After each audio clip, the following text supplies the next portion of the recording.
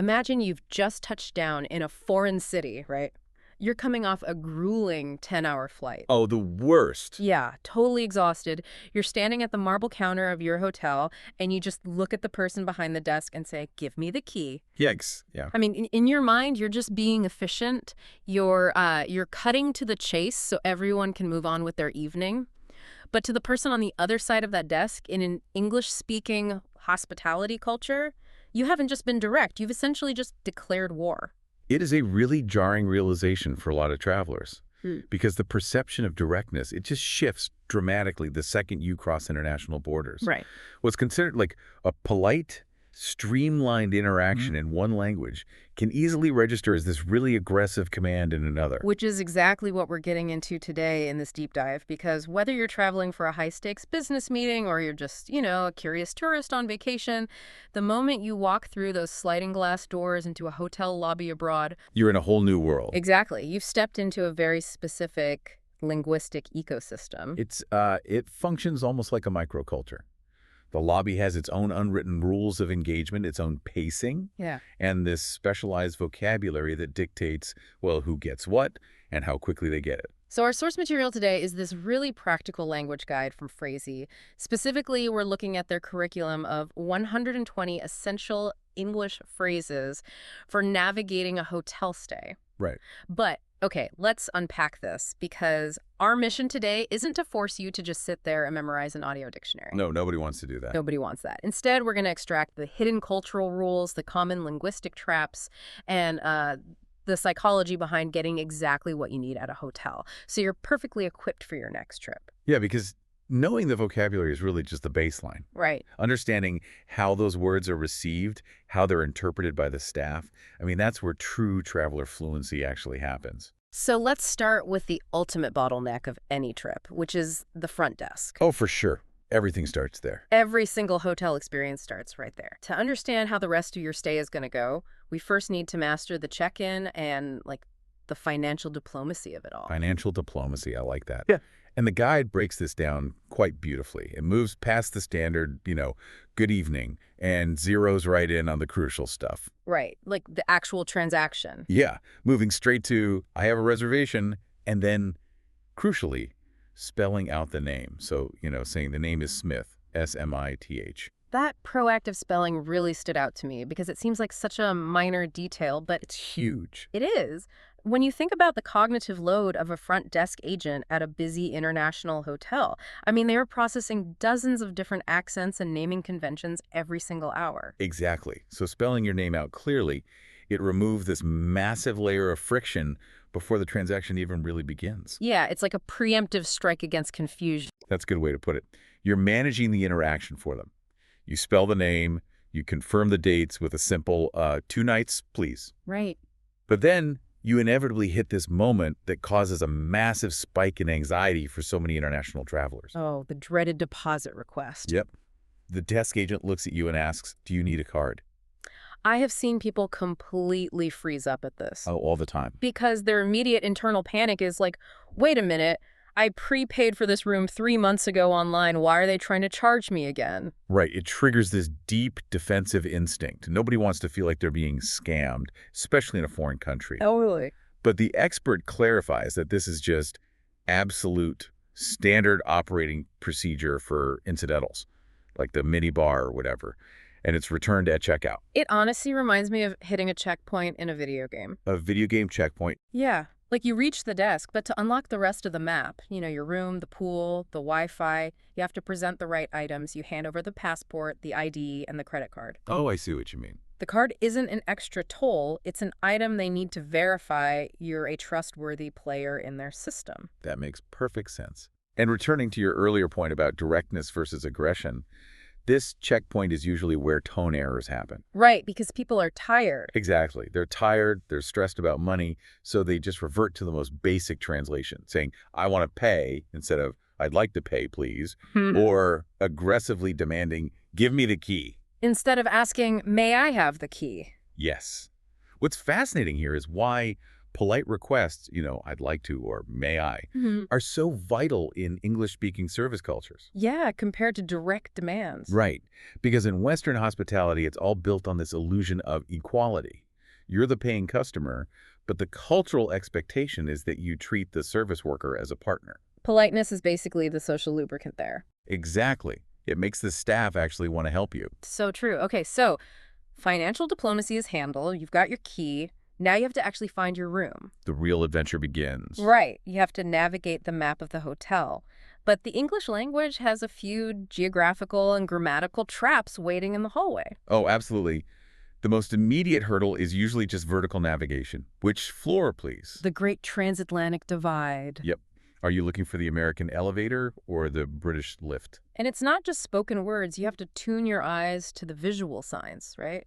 Like placards for the lobby or the absolute sanctity of the do not disturb sign. Oh, never ignore the do not disturb. Never. And noting things like check out by 11 a.m. You also need to know how to ask about amenities, like what time does the gym open or what time does the pool close? Right, printing, laundry, all of that. Which brings me to something I noticed in the source material.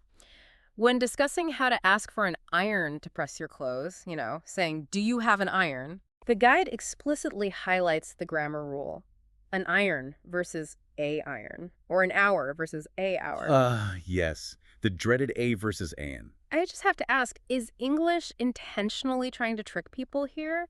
Because the rule is supposed to be based on vowels, but hour starts with an H. It feels like they're basing it on the sound instead of the actual first letter just to mess with us. It definitely feels that way sometimes. But this is actually one of the rare instances where English logic is incredibly consistent. Wait, really? Yeah. It's all about phonetic flow. Vowel sounds dictate the use of... Try saying a iron out loud right now. Okay, let's see. A, iron, a, hour. Oh, wow. Yeah, I physically feel my throat stop. Exactly. You have to briefly choke off the airflow to separate the two vowel sounds. It's called a glottal stop. A glottal stop. Right. It's clunky. It interrupts the natural rhythm. So by adding the N, saying an iron or an hour, that consonant acts as a bridge. So the breath just keeps flowing smoothly. Yeah. An iron. An hour. You got it. Understanding these tiny phonetic bridges is what makes spoken English sound significantly more fluid and natural. Okay, that makes so much sense. It's an anatomical workaround, not just a random rule. So you've smoothly asked for an iron, you found your room, but eventually something is going to go wrong. Inevitably. Right. And how you handle a broken TV or a freezing room determines how fast it gets fixed. The art of the complaint. And this is where clear communication is vital. The guide covers identifying missing items, like there's no shampoo or there are no towels. Yep. Or reporting broken things. The TV doesn't work or the room is cold. And it also emphasizes the follow-up. Always thank the staff when it's resolved. Everything works now, or much better, thank you. Exactly. Closes the loop beautifully. But there's this one specific strategy the source advises for calling reception that is just brilliant. The small problem strategy. Yes. The guide explicitly says that when you call down, you should never start out angry. Instead, you open with, "Hi, I'm in room 305. I have a small problem." Okay, I actually want to push back on this a bit. Oh, why is that? Well, wait. If the window won't close and it's literally freezing outside, or the shower has zero hot water, do I really still call that a small problem? I know, it sounds counterintuitive. Right. Because doesn't that make them take me less seriously? If I say it's small, they'll just put me at the bottom of their to-do list. I completely get that instinct. You want them to feel your urgency. But if we connect this to the bigger picture, it's about the cultural psychology at play. Okay, explain that. In the US and the UK, the word small, in this context, acts as an immediate tension breaker. A tension breaker. Yeah. Put yourself in the shoes of the desk agent. They spend all day fielding complaints from stressed, irrational people. When the phone rings, their defenses are already up. So if I start screaming about an ice-cold shower... They'll just emotionally check out. They'll do the bare minimum. But politeness opens doors. By starting calmly with, "I have a small problem," you disarm them. They drop their defensive posture. It makes the staff much more eager to help you than if you start with an aggressive complaint. So I'm basically signaling that I am a reasonable human being. Exactly. You catch more flies with honey. That is such a good hack. Okay, so the room is perfectly fixed. Now, the traveler's focus immediately shifts to the two most important resources. The modern hierarchy of needs. Sustenance and connectivity. Yes. Securing the internet and finding food. The source gives us the digital survival phrases. What's the Wi-Fi password? Is the Wi-Fi free? And the troubleshooting ones, too. The Wi-Fi is slow, or can you help me connect? Asking for the Wi-Fi password is basically the modern equivalent of asking where the town well is. I mean, it's pure survival. It really is. And once you're connected, you need to eat. Breakfast logistics. Crucial. What time is breakfast? Where is breakfast? Is there coffee? And there's a really interesting cultural difference the expert highlights here. Oh yeah, the breakfast buffet divide. Right. In U.S. hotels, breakfast is typically this highly efficient self-serve buffet. You toast your own bagel, pour your own coffee, don't expect table service. Right. Efficiency is the goal.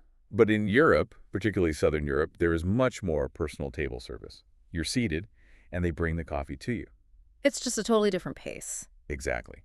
It's good to know so you aren't awkwardly waiting for a waiter in Ohio or aggressively making your own waffles in a boutique hotel in Rome. So true.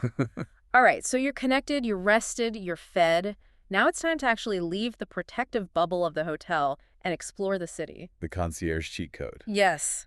Using the reception desk as your ultimate local resource. You're asking for recommendations. Can I have a map? Where do tourists go? What's nearby and nice. Exactly. And also safety queries. Is the area safe? Is it safe at night? That local knowledge is invaluable. It really is. Because the front desk staff is basically a localized, highly curated search engine. One that also factors in safety and, crucially, walking distances. Oh, the walking distance question is massive. It is. Is it close to here? Is it walking distance? Should I take a taxi? Here's where it gets really interesting. Because asking, is it walking distance, completely changes the trajectory of a tourist's evening. How so? Well, an app can give you the raw mileage, right? It says the restaurant is half a mile away, but the app doesn't know that half mile involves crossing a 6-lane highway with no crosswalks. Ah, right. It lacks the human context. Exactly. The concierge gives you the actual lived reality of the city. And mastering these specific transactional questions, it really empowers the traveler. It turns an intimidating foreign city into an accessible, navigable space. Yeah, you find an average price place, ask reception to book it by saying, "Table for two, please." Check if they take cards. And then close out the evening interaction gracefully. Thank you for the help. See you later. It's brilliant. So just to recap the journey we've been on today, we've gone from the financial diplomacy of checking in to using the magic, I have a small problem de-escalation trick. We navigated the phonetic bridges of vowel sounds. Right, the aerodynamic necessity of an iron. And finally, utilizing reception for local dining logistics. That's a lot of ground to cover. It is. So what are the practical next steps for the listener? Well, the source's core advice is this. Do not try to memorize all 120 phrases today. Oh, please don't. Yeah, that's just a recipe for burnout. Instead, let them wash over you. Review the material a few times lightly, and then practice with the free interactive test they mention in the source at phrasy.xyz. Phrasy.xyz. Right. Practicing in that low-stakes environment is how you build true confidence. That makes total sense. Well, to wrap things up, I want to leave you with a final thought to ponder. Let's hear it. When we learn just enough of a language to navigate a hotel or a restaurant, we essentially create a specialized travel persona for ourselves. We do, yeah. It's structured, it's transactional, but it raises the question, does this highly structured version of language keep us safely confined in the tourist bubble? Oh, interesting. Right. Or is mastering these basic tools of survival and politeness actually the essential first step to breaking out of that bubble? Is learning the rules of the hotel what finally gives us the confidence to engage with the real culture outside? That is a great question. Something to think about next time you ask for the Wi-Fi password. Definitely. Well, that's it for today. Keep diving deep, and we'll see you next time.